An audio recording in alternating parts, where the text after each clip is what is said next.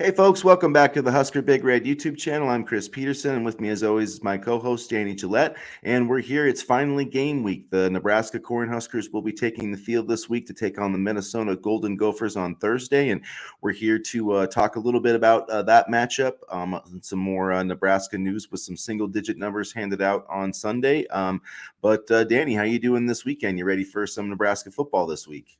I am. It's been a long time coming. It's been a fun, productive off season, and I'm ready to see it on the field. Like I said on Saturday, no more speculation, just football now, and I'm honestly fired up. I love this time of year, and I can't wait.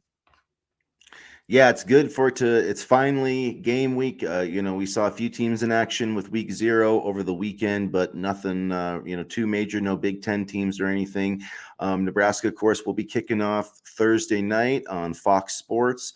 It's going to be an exciting matchup. 7.5 point underdog right now to the Minnesota Golden Gophers. So, like I said, that seems a little bit large to me, but this is a pretty good Minnesota team. Doing some more checking into them. They obviously won 9 games last year, beat Nebraska on the road. This is a team that I think is definitely capable of winning the Big Ten West, and we'll see. We'll find out a lot about this Nebraska team on Thursday night. The Big Ten West is very much up for grabs, and I think that you know there are a lot of variables for Nebraska, but I do think that Thursday will definitely get a good sense of what this defense is going to look like in particular. I don't expect them to do anything too crazy offensively, but we'll see what type of style of offense this team wants to run. We've heard all spring about physicality. We'll see that as well, probably. So I'm excited about you know, what personnel are going to be out there and how they factor into the game plan. Yeah, I think you're going to see. This is going to be one of those weeks. I think you'll see more. Defensive linemen, maybe 3 defensive linemen. But this Minnesota team can throw the football. Mhm. Especially Ethan Kalikmanis. I hope that's how you pronounce it. But he only completed 54% of his passes last year. So I mean, he did get a few starts, but threw for over 300 yards against Wisconsin. And has a lot of talented players. Brevin Spanford is one of the better tight ends. Corey Krooms coming over from Western Michigan, a few Western Michigan transfers on this team. Also, the running back is transferred over from there. Chris Ottman Bell is coming back, and he was a dynamic playmaker, in the Big Ten, before he got hurt. So really, this is an offense that's pretty loaded.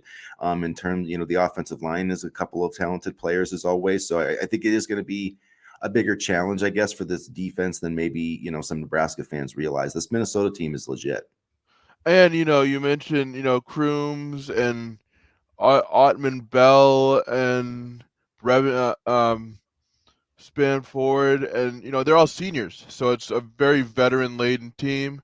And you talk about Kellick he is a sophomore, and for Minnesota, he already showed promising signs as a freshman, and PJ Fleck and company have a quarterback that they've been able to develop and will be able to continue to develop, who's already familiar with the offensive system. So, although we have not seen a lot of Kalkmanis over the years, I still think he's going to be somebody to watch for, defensively for Nebraska.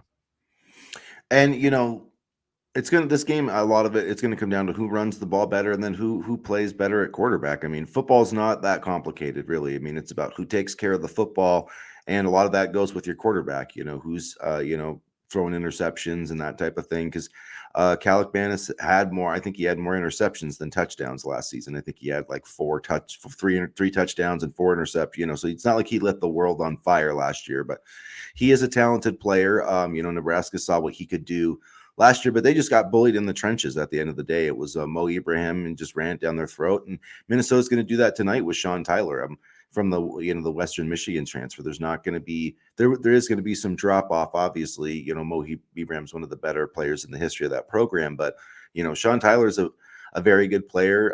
He can do a lot of things, catching the football out of the backfield. So that's going to be a tough matchup for Nebraska. And it's really going to be up to Ty Robinson and Hutch Maker and some of those other guys, Cameron Leonard, can they hold up on the run defense? So that's going to be a big key. And I think just protecting the quarterback, as well on the Nebraska side of things. Turner Corcoran's going to be the left tackle in this game. Bryce Benhurt, those guys going to be able to step in and, give Jeff Sims the amount of time. Because last year, Jeff Sims is going to be very vital in this game. Last year, Minnesota, when they held opposing passers to under 60% completion percentage, they were 7-0, and when they didn't do that, they were 2-4. So that's going to be a big factor, especially for Jeff Sims, because accuracy has been an issue in his career. It's not, he's under 60% career as a passer, so he's got to be efficient, and he has to play well. If Jeff Sims doesn't play well, Nebraska doesn't have a shot on Thursday night. I definitely agree with that, and I also think, um, you know, when you look at the running back rotation and you have a guy like Gabe Ervin, you have Ramir Johnson, you know, I think those two will need to get off to hot starts as well because truthfully, I think that this offense will be a little bit slow in terms of passing the football. I really believe that the running back unit is probably the strongest unit on the offensive side of the football, and if they want to, get things comfortable for Jeff Sims and, kind of take a lot of pressure off of him, they need to run the ball. I mean, and having Ramir Johnson as the number 2 running back, for at least this game, he brings that receiving element, he brings that speed, whereas Gabe Ervin, the starter, is more of a power back. So it's a good complement to each other. And, you know, we talked about this all the time. Johnson was underutilized last year, and I'm extremely curious to see how he'll be utilized this year as well. And, also, I'm kind of interested to see if Anthony Grant will, factor into the 1-2 punch at any point this season, or if Johnson will keep his spot. Because with Johnson, he does bring a passing element that, a receiving element, excuse me, that, Grant we didn't necessarily see last year through no fault of his own. Yeah, I mean, I get that. I still think Anthony Grant's going to be part of this game plan. I don't Yeah. really read too much into the depth chart, to be honest with you. I don't. At the end of the day, if Gabe Ervin got hurt, Anthony Grant would be the guy taking the carries. I have no doubt about that. Ramir Johnson's obviously going to have a role as a pass protector, but I don't think he's the true number 2 running back, regardless of what the depth chart says. I do hope he has a bigger role this year, and I don't think that Gabe Ervin, I mean, outside of sure, he's looked great in fall camp, but he's gotten chances to start before, and he hasn't really done very much. So let's see what he actually can do as a starter and hold on to this position, because when he's gotten opportunities in the past, he hasn't really done a whole lot, and he's gotten hurt. So, I mean, for all the hype, Gabe Ervin really hasn't produced much yet in his career. So I want to see him actually, be able to make it through some games and actually put together like a solid performance before, he's really kind of, hyped up as a, kind of the bell cow of this offense, because he hasn't proven that he can do that yet. And Anthony Grant almost rushed for 1,000 yards last year. So as long as he can take care of the football, he'll get plenty of attempts this year. And to be honest, I still think he's a better overall runner than Gabe Ervin. I mean,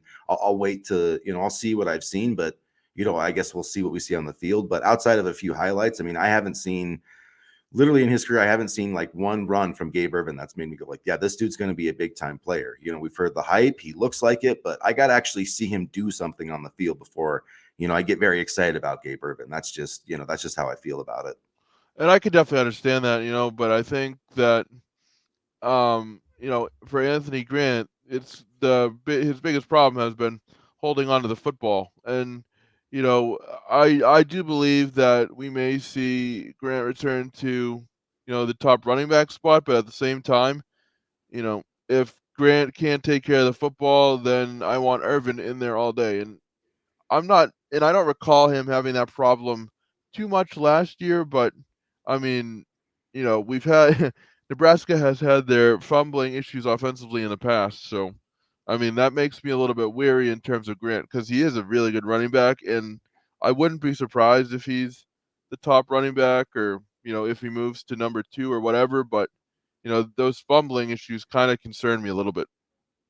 I do think that I think that both guys are going to play. I've always thought that. I don't think that, like, Grant or Urban or anybody's going to get like no, but I don't see anybody getting 300 carries. I'll just say that I think it's going to be, metered out a little bit. And with Grant last year too, I thought that, I remember him having fumble issues a couple of times. I think Nebraska, recovered a couple of his fumbles. I'm just that's based off my memory. Could be totally wrong though. But I do remember one thing I do remember about him though is that he could, as a runner, I thought he could use more patience. Excuse me. At times, like it seemed like there were holes developing if he just would have waited another second or two. So I think those are hopefully, EJ Barthel talked about that. I'm hoping that he can help him become a better runner in that way. And we'll see. But those guys I think are going to be really important on Thursday night, just establishing the run. And with Minnesota, you've got to put yourself in. The one thing is they're not.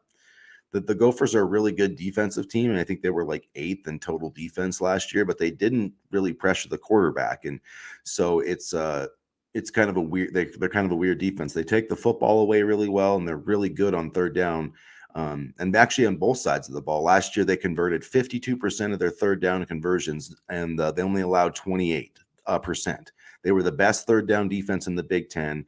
I think they were one of like the top 3 third down defenses in the country. And if you can win on third down, you're going to win games. And so that's again where your quarterback has to step up. If the difference between an average quarterback and an elite quarterback, it shows up on third down and it shows up on the red zone. And so we'll see if Jeff Sims can make plays there. But I mean, if Nebraska's around 28% third downs, they're not winning this game. So I mean, there's just a few, there's a few stats like that, but that's an area where Nebraska, they've got to at least be close to, Minnesota can't be converting 50% to 28%. You can't have that difference on third downs, and the turnover battle has got to be at least even. And that's been a huge issue for Nebraska in this game with Minnesota, is losing the turnover battle.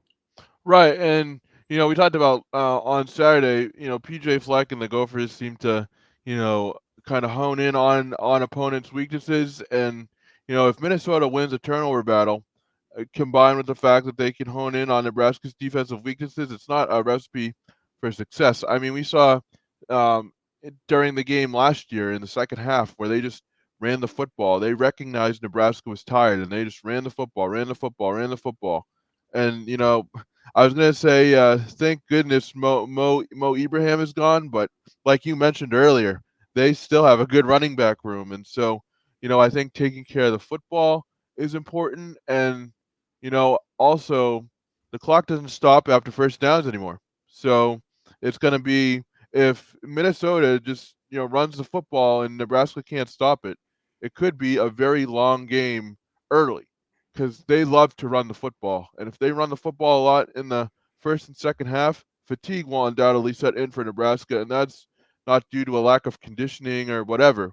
It's just that when you see when you see Minnesota run the football so many times over the course of a game, or any team for that matter, you get tired quickly. And I honestly think if Nebraska's not careful, Minnesota could control this game on the ground. Yeah, and that's what they want to do. They want to run the football. The quarterback can run too. He's much more athletic than Tanner Morgan was, and we saw that last year. He gave Nebraska some problems in the second half. But I mean, Minnesota is they dominate time of possession, and that's what they want to do. They want to keep the football. They want to keep their offense in manageable, third downs. And then basically then they're going to try to hit you with explosive plays too. I mean, that's one thing, is this is a team that, you think like that it's a big team. They got a big offensive line and a big running game, and they want to run the football. They do, but they also, PJ Fleck very much understands that you have to create explosive plays to win. And they're very good at, having little trick plays, using play action, doing little things to kind of create those explosive plays down the field. And that's what Nebraska needs to watch out for too. But really, I think that it's going to be, as long as Nebraska cannot kill itself on offense, it's just going to come down to the defense and whether these guys can get some pressure on the quarterback, come up with a play or two. Malcolm Hartzog, maybe he can make an interception or something. But that's the kind of thing I feel like Nebraska is going to have to probably win the turnover battle. I know they said even, but if they're going to escape this one with a win, they probably almost have to be +1 in the turnover margin. And they have to also control the clock and win the time of possession. Time of possession isn't everything, but when you look at this Minnesota offense and the Nebraska defense, the Nebraska offense needs to be on the field as much as possible. And Yes, I know, it's a different offensive coordinator and everything last year, but we can't have quick 3 and out series because as soon as you have quick 3 and out series, you in my mind with this Minnesota team, you lose the game because they can just, exploit that like they did last year, and, it's gonna be a game of defense, and in my opinion, Nebraska needs to have long offensive series if they want to, kind of A, control this football game, and B, give their defense rest. It will be interesting. We'll see. I mean, we've heard a lot from the coaches, but we'll see what it actually, looks like on the field from Matt Rule and company. It's been a long off season, a lot of talk, a lot of excitement, but it's gonna be quick, and it's a you know the it, he Matt Coach Rule's gonna get an introduction into Nebraska fan because I mean, man, if this team doesn't win on Thursday, and I'm not saying that people are going to be crazy or anything, but he's going to feel the pressure, and then because you're going to feel that pressure going into that Colorado game, and man, if you go 0-2, like it's Then people I'll are going start to to feel turn the quick, pressure. Yeah. yeah. I mean, I would not want this Nebraska football head coaching job in a million years. I mean, but, there is a lot of pressure that comes with it, and there is a lot of high expectations, and I understand and I get all that, but, you know, I mean, this is still a rebuilding program, whether people want to believe that or not. I mean, this is going to be a long process. We have the players to help us win right now, but you know, Matt Rule wasn't he was hired to win, but he was also hired to build out the program. And as much as I want to get into a bowl game, 7, 8 wins, I wouldn't be surprised if they kind of started slow out of the gate. This is a long process, and this is a long, kind of plan, long-term future plan for this program. I mean, I don't think that Nebraska is in a bad spot by any means, but they haven't had the structure of building up the program like Matt Rule has been trying to do. So this is also a long-term future project as well as, with an opportunity to win now. And we'll just have to see. The big thing is, the depth. Is the depth going to be there? Like on the defensive line. Yeah, I feel good about Ty Robinson and Nash Hutchmaker, but anybody else, we just don't know. I mean, Cameron Lenhart has looked great, yeah, but how is he going to hold up? Against Minnesota running the ball down his throat. You know what I mean? And it's one thing to rush the passer, but to be able to stand up, 30, 40 plays, is he going to be able to do that? Is Blaze Gunnerson going to be able to do that? Can Elijah Judy, can Raekwon Buckley give these guys some solid snaps in there? Because he's going to be needed. He's number 2 on the depth chart. Like he's going to be needed for 10 to 15 plays. Like, can he hold up in there? Can John Bullock, can Luke Reimer, can Nick Heinrich, can those guys, kind of find Nick Heinrich, this is going to be his first game back from a pretty big injury. So, I mean, that's not something that I feel like has been talked about a whole lot, but, and he's looked great in camp. He's had some great moments, but can he get back to being the player that he was, and can Luke Reimer kind of have a breakout season like we all expect him to in Hard Sox? So, I mean, there's a lot of questions, but then, there's depth too. I mean, like in the secondary, you're looking at playing freshman corners if you get past the first couple of guys. And that's the same, you're looking at some freshmen on the offensive line too, with Gatula and Sam Sledge. So, I mean, I think I do have confidence in those guys, but going into a matchup like this one against Minnesota, like that does worry me a little bit. Like, is Nebraska going to be able to stand up to this team for 4 quarters? That we just don't know, and we won't know until Thursday night. Not to mention for Minnesota, their offensive line, left tackle Ariante Ursay, redshirt junior, Tyler Cooper, left guard, redshirt senior, Nathan Bowie, center, redshirt senior, Quinn Carroll, the right guard, redshirt senior, and then even the right tackle, Martez Lewis, redshirt junior. So it's going to be an experienced Minnesota offensive line, and I think that will help their offense as well. I mean, experience on the offensive line is extremely important, and you get to understand your quarterback's tendencies. I mean, even though there's no more Tanner Morgan under center, they have still worked with Kalikomanis. So having an experienced offensive line like Minnesota does, it will also be interesting to see how that comes into play as well. Yeah, in Minnesota, like one thing about, like Minnesota knows who they are. They know what their identity is. They know how they win football games. They have a formula and they follow it. And it doesn't always work, and but they know what their identity is, and Nebraska is still trying to, this is their first game under their head coach, so they're establishing that. And that's one thing they never. Scott Frost was never able to establish an identity of how to win football games. It was just always like, oh well, sometimes they would look great, but it was never any type of consistency. There was never, like this is what you can count on when you're going to see Nebraska. Outside of their only brand was like basically pre-snap penalties. You knew that you were going to see Nebraska flub up and make some pre-snap penalties and do some stupid things on special teams like that was their brand, giving the game away. That's been Close the losses, brand. yeah.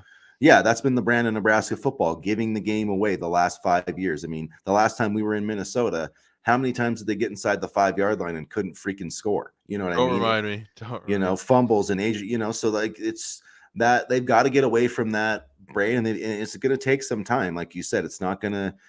Yes, Nebraska has the talent to get to a bowl game and maybe even to contend for the Big Ten West if everything goes right. But at the same time, there's a lot of guys in this program that have to learn how to win, that have to learn how to execute when it matters, and it's there, man, because there's a lot of these dudes that played a huge role in that win over Iowa, and that was a really good team. So I mean, it's there. It's just it's getting it every single week and establishing, kind of the way Nebraska's going to do that, and we'll see. I think it's going to be a lot of running, a lot of heavy running. Jeff Sims making some plays, hopefully, Billy Kemp and Fedoni, and then the defense just doing its thing. And I feel like if this team is gonna contend like in the Big Ten West or be a factor at all, it's gonna be because this defense winds up being a lot better than people expect, because there are like 7, 8 guys that started last year that are coming back. So it is a veteran unit, and they've got some playmakers. And I feel like the jack position will be important for Thursday's game. MJ Sherman, as a starter, and then, even, as your number two, you have Chief Borders. I feel like both Sherman and Borders possess, a good amount of athleticism, and I feel like, they'll be important, and, Sherman especially in terms of stopping the run and things like that. So I'll be interested to see exactly how the jack position plays out on Thursday, but I have a feeling that MJ Sherman will be a big part of, you'll see him a lot on the box score. Yeah, MJ Sherman, and I do think that we're going to see. I don't know if hopefully we'll see them make an impact, but Cameron Lenhart and Prince William Amalian, we're going to see those guys on Thursday night, because flat out, when you talk about getting to the quarterback, they're two of the best guys on this roster. It doesn't, and Nebraska doesn't have the luxury of waiting for these guys to develop more. They got to put them out. That like Yeah. Prince. Well, I mean, I think Leonard is more. I think he's higher up on the depth chart because he's a more well-rounded guy, in terms of like run defense and stuff. But Princewell, I think, is still as good a pass rusher, in terms of natural ability as there is on this team. So I would like to see him get some opportunities too, especially if it's like, 3rd and 12 or whatever. Ty Robinson inside, I think it's a good pass rusher, but you have to, Matt Rule said it in his press conference. You have to protect and affect the quarterback. And, we'll see which team does that better on Thursday night. Minnesota's not really been great at that over the years, but it hasn't really mattered. Their defense has still been pretty good. So we'll see, we'll see how that plays out. But their secondary gets a lot of interceptions for not getting a lot of sacks, which is kind of weird.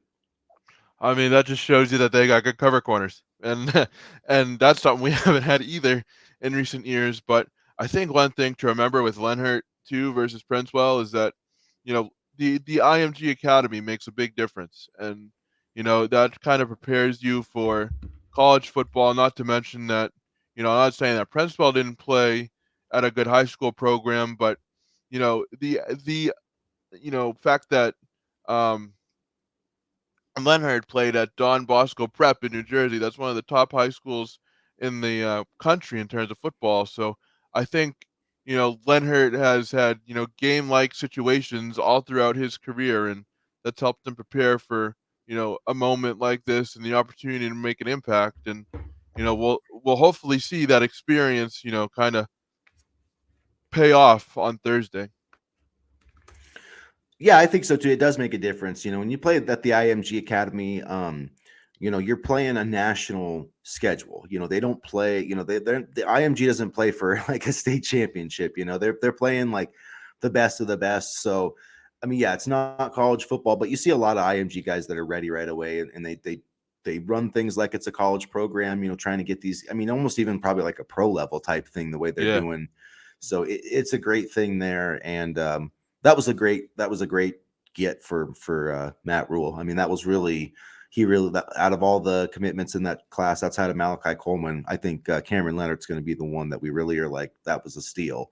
So yeah, we'll see how all those guys look on Thursday night. It's going to be exciting. You ready to put out your early prediction for this week Ooh, or? okay, yeah. No, but I'll let you go first because I wanna hear what you have to say, and then Okay, so we got so I'm gonna let's see. So right now we've got Nebraska minus or excuse me plus 7.5 points um, on the road. I've always said this. I think that spread is too high. I think this is going to be a close game. This game it reminds me a lot of I know people probably get sick of this, but I there's a lot of similarities between I think Jim Harbaugh and Matt Rule. I'm hoping that Matt Rule can be Nebraska's Jim Harbaugh. Jim Harbaugh's first game was at Utah on the road, a pretty similar matchup. It was a close loss for Michigan.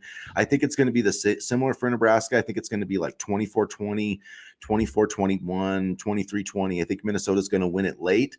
Nebraska's going to cover the spread though, and I think they're going to I hate the stupid moral victory thing, but I think they'll feel better about themselves going into that Colorado game, knowing that they went toe to toe with Minnesota, and we're going to beat Colorado's ass. We're going to beat them badly, but Minnesota's too tough in the trenches, and I think they'll just make one more play than we will to win on Thursday night.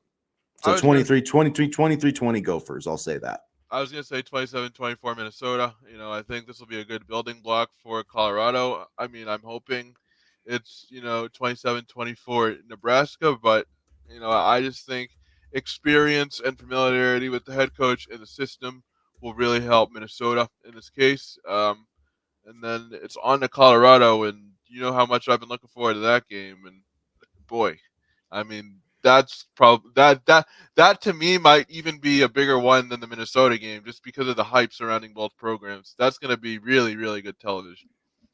Well, and Colorado's a 21.5 point underdog against TCU. So, I mean, and they're going on the road too. So both teams lose that first game. Coach Rule and Coach Prime could be going in there both 0-1, and nobody wants to start 0-2. And then you have the rivalry. So it should be a fun game. But we'll see. I mean, maybe my prediction will change, but that's how I've kind of felt always is that this was going to be a tough, tight game, but that Nebraska's going to fall just short. Hopefully, I'm wrong, but I am picking Nebraska with the spread, so I would hammer that. I mean that line at 7. I mean, because even if Nebraska loses like 27-20 just by a touchdown, they're covering that spread. So we'll see. I don't remember what I was against the spread last year, probably about 500. So hopefully this year will be a little bit better.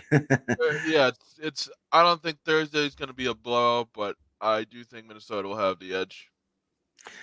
We did want to touch on, the single digits and some black shirts. Obviously, we saw, Quentin Newsom number 6, Deshaun Singleton number 8, Ty Robinson number 9, which I thought was pretty cool. Just sliced off the 9 from 99. So I love that. And they were wearing black shirts in practice, so we can see. Obviously, it's been reported that they've got the black shirts. I don't know if we actually have had a full list of names reported. I think we can all pretty much obviously, I think Luke Reimer's going to get one. Nick Heinrich's going to get one. Hutchmaker, Robinson, Hartzog, Newsom. Probably. I don't know about the second. I mean, Singleton. Well, I guess Singleton did get one, duh, because he was He wearing did. it in practice. So I'm assuming like Omar Brown probably going to get one. Yeah. And then we'll see how far they go. I mean, John Bullock, I don't know if they're going to go that far onto the debt, like backups. Cameron Leonard, is he going to get one? I don't know if he's really assumed to be a starter. So that kind of makes it fun, with those guys that are that was always a fun part of the black shirt process. Like say a Cameron Lenhart, doesn't have it this week, but goes out and kicks ass against Minnesota, and then he gets one in practice. Like that's the stuff that, as a fan, I love to see those guys earn it. And some of them probably, like Malcolm Hartzog's definitely earned it. I don't know if Cameron Leonard has earned it quite yet, but we'll see. I mean, Deshaun Singleton got one, so it's definitely, I think, based on what they did in this fall camp for sure.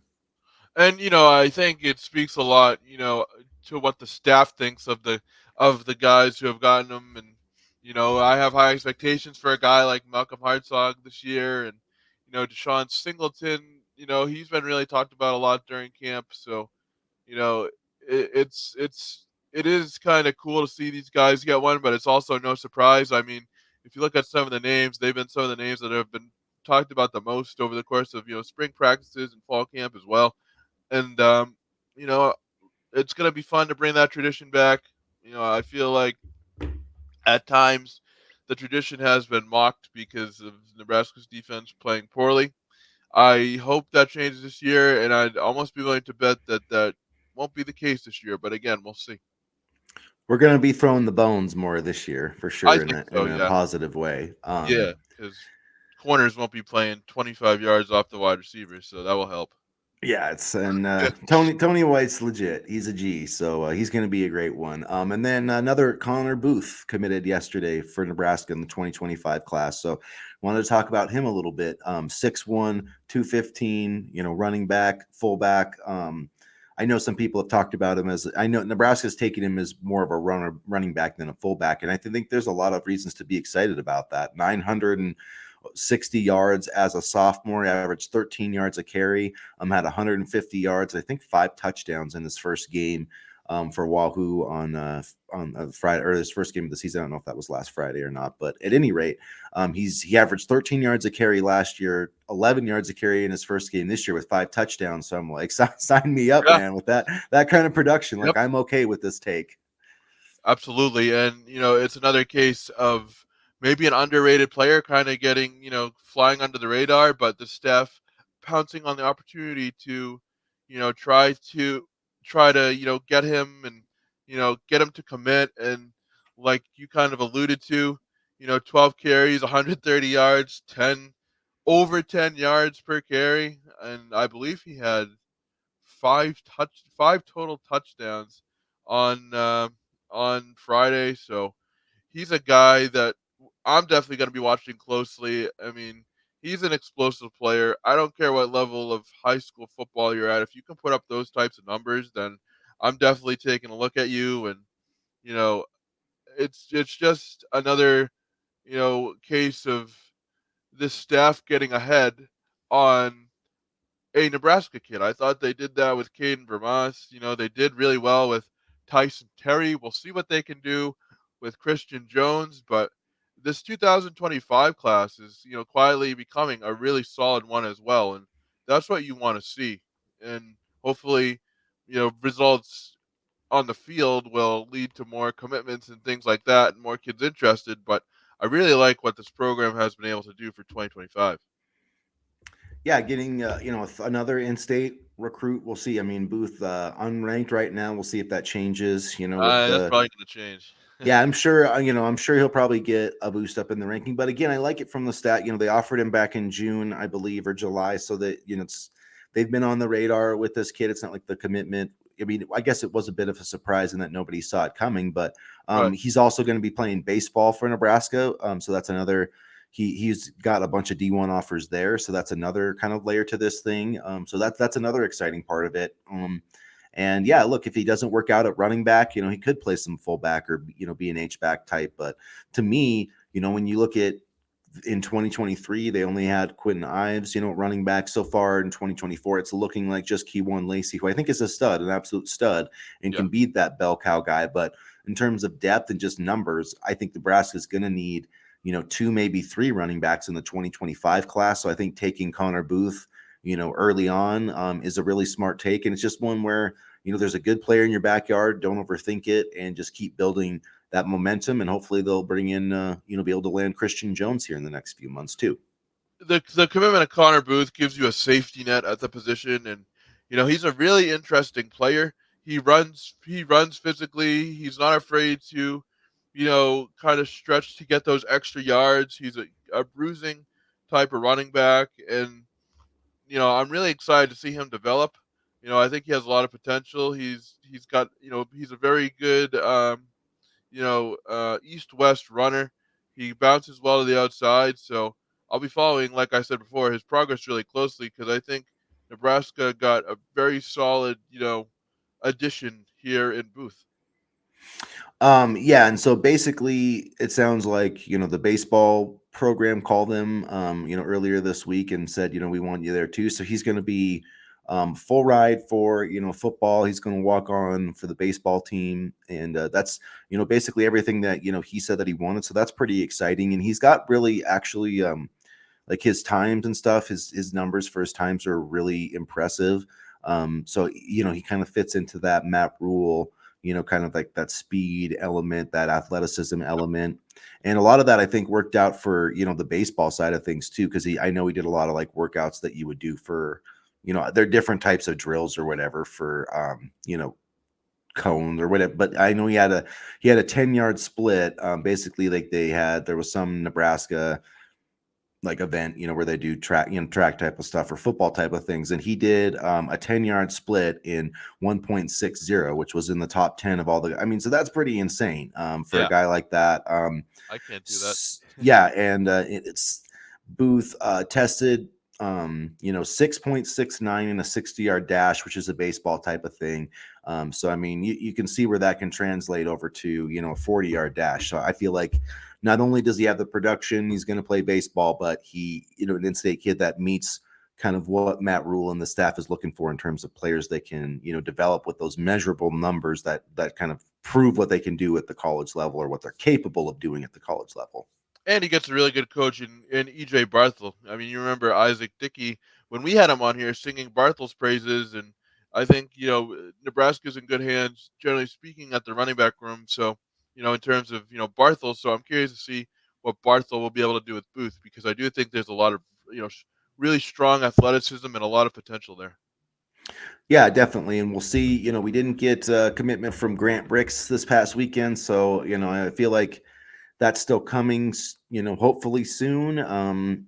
If he decides that he wants to take more visits, I will probably take that as a bad sign for Nebraska, not necessarily a sign that they're going to lose him. But, if he's taking more visits, obviously that means he hasn't made a decision. So we'll see where that goes. It Wouldn't makes sense. shock me.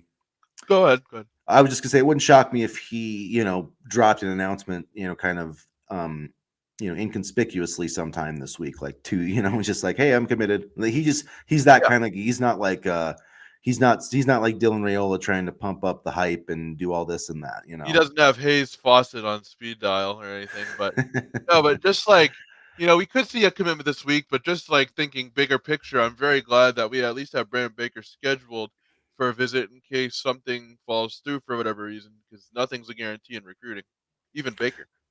Yeah, no, there are no guarantees. That is a good sign. I think they're in a good spot with Brandon Baker. And yeah, I mean, outside of, Caleb Benning's off to a strong start in the high school season, like I thought that he was going to, and I still am hoping that Nebraska gets him, honestly. Like if I had a choice between him and Amari Sanders, it's not even a choice. Like if that's the choice, I would take Caleb Benning. I'd take both of them, Sanders, Benning, take Grant Bricks, and then hopefully get Jay Sean Ross or devote to Otaga and call it a day. I mean, I think that's the mindset of this coaching staff. It seems like they really want to shift more towards 2025, which they're already starting to do now. So, It's hard to get a read on Ross. It really is. I'm not sure about his recruitment, but I mean, Tuataga would be nice, and you know, Benning would be a great addition, and I think they have a lot of solid pieces for the future. And I know we have this season and everything, but I'm really excited to see next year's class come in as well. yeah, Ross is interesting in that he even when he put out his top five, he had Michigan in his top five, and it's like Michigan's not recruiting him. I knew that. I used, so it was like I thought that was, and there's another team on there in his top five too that wasn't even recruiting him anymore. So, I think that's what he's trying to, get it out there that he's still, But the thing is there's so many, and this isn't just a Nebraska thing, but it's been talked about with Matt Rule. But there's just not that many spots anymore. If you're waiting this long, like you're either gonna.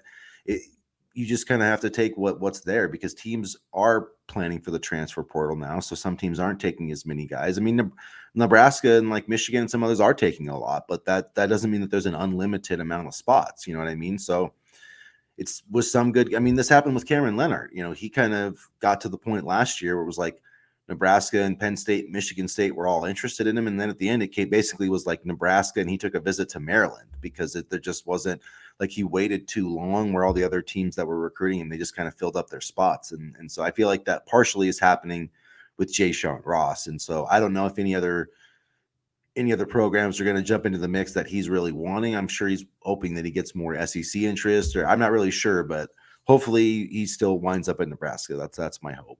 Well, I mean, we almost saw it with David Hall too. I mean, I think I think Matt Rule kind of nudged Hall to, hey, if you're in, you're in. If you're out, let us know. And I think Matt Rule kind of forced the hand of Hall there, and I think that's just a general strategy of the coaching staff. If you're in, hop on board. If you're going to, kind of waste our time or lead us along, then we're going to continue recruiting and we're not going to wait for you. And quite honestly, I think that's a really smart strategy because there's so many good football players coming up in future classes that if you wait for one kid, you could be missing out on a bunch of others. That's time wasted where you could spend, trying to get somebody to commit or getting somebody to commit.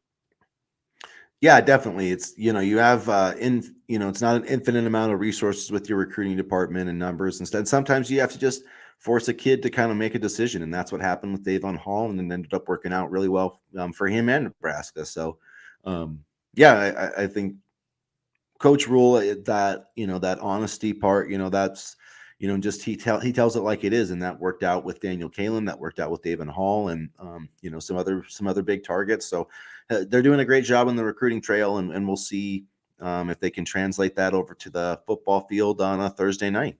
And even not only the recruiting trail on high school kids, but transfer portal as well. If you waste too much time, you could be missing out on a really good wide receiver, really good running back, even a really good quarterback in the transfer portal. I mean, you can find a lot of good talent in the transfer portal, and so can all the other teams. So you can miss a guy that could potentially be scooped up really quickly, and you don't want that either.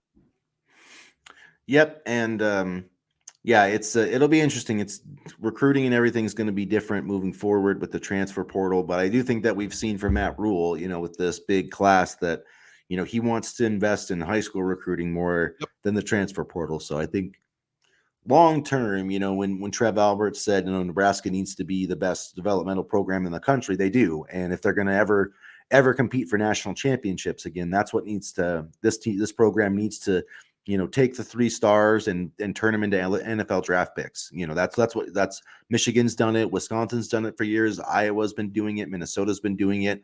Nebraska just needs to get back to doing that, and they need to do it at an elite level. That's how you win championships. And I think Matt Rule is the right guy. So we'll see. It all starts Thursday night, though. I mean, we've been talking it up, and now I know. we'll finally get our first glimpse of what this program is going to look like. And honestly, I know I didn't pick Nebraska to win, but it's not going to surprise me if they do win. I'll just say that.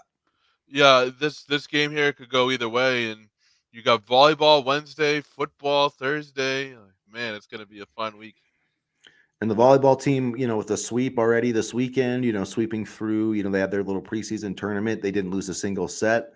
So they're, looking really good there. I know Coach Cook is still hoping for another outside hitter to kind of develop. That's kind of been an issue that the past couple of years. Harper Murray looks absolutely spectacular, like we all thought she was going to. So it's been really fun. But yeah, that's the outdoor game this week, correct? The outdoor Yep, volleyball match. yep. At Memorial. So So that's going to be pretty. That's going to be pretty exciting. I know that the Husker faithful is going to set a record for. I think that's the goal, is to set a new record for women's attendance for sporting events. So hopefully we see that happen, and hopefully we see a Nebraska Cornhuskers win this week in football. So I can't imagine a better start to the season than that. I know it would be great to start 1-0. I can't remember the last time we started 1-0. It's certainly not anytime. Actually, I can. It was 2019 against South Alabama, but we barely beat South Alabama. So And then what lost to Colorado the next week, I think. So yeah, we were actually in the top 25 to start the season that year. I remember, and I saw a bunch of articles. Don't don't buy the hype on Nebraska, and I thought that those articles are crazy, but little did we know. yeah, yeah. Well, hopefully that doesn't happen this time around. But at any rate, make sure you guys hit the subscribe button. Make sure you hit the like button, and get into the comments section. Share. It really helps us out as we're trying to build this channel up to getting at least to 1,000 subscribers, and then way beyond, obviously, for the future. So make sure you guys hit the subscribe button. We'll have some more coverage on Thursday. We'll do maybe a pregame, stream in the morning, and then we'll have some sort of watch party on Thursday night. So we'll have some more information on that, but make sure that you guys subscribe.